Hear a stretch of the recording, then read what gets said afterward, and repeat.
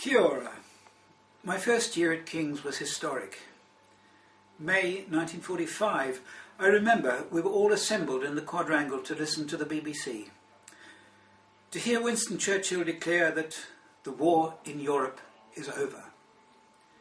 Hitler's Germany, which had thrown out my family and sent us away to find refuge in New Zealand, Hitler's Germany had been finally defeated. It had cost millions of lives. 5 really good school years helped to make me the person that I am. They were wonderful years for Oscar. That's what I quickly came to be called, a corruption of my unpronounceable German surname. Oscar. That was me. My success as a writer and as a journalist I owe very largely to an English master, Popeye, as we called him, Chisman, who taught us the art of précis, putting essentials in as few words as possible. To a brilliant history teacher, Bush Mayhew, who died tragically young, I owe some of my ability to think critically about the world in which we live. History, we learnt, is often about what happens to powerless people when decisions are made over their heads by those who have power and who abuse it. Here was a teacher who didn't hide his beliefs and taught us about being citizens who care. In later years, at many a demo against injustice, I think of him. But it was our remarkable rector, Dudley Chisholm, who created a climate of respect and working together for the common good. It was he who made the RSA apologise to the school when the German boy in the 5th form, when Oscar was kicked out of the school's firing squad on Anzac Day by an act of intolerance that posed as patriotism.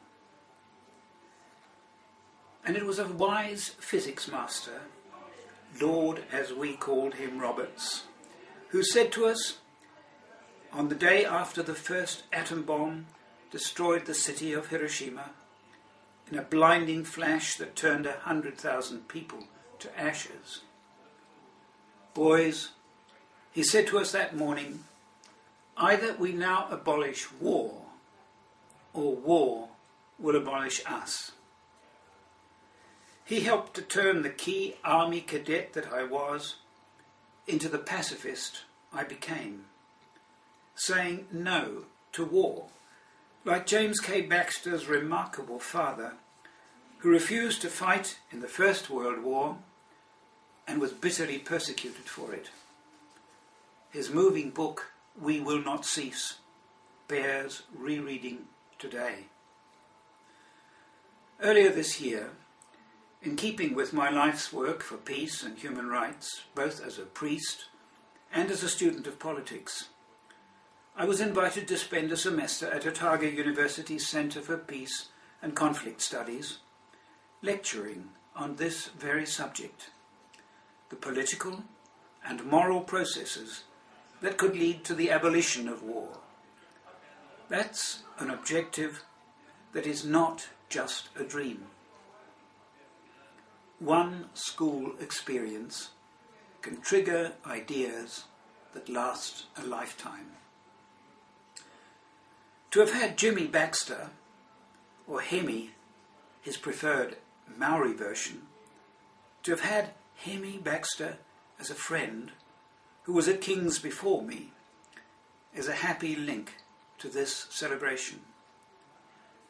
I'm grateful to share this honour with him and the other eminent King's men. At the same time, I well know how many other old boys, some of whom were my contemporaries and remain my friends, are just as deserving. A few of us may, by good fortune, have some degree of fame, but not just the well-known are great human beings.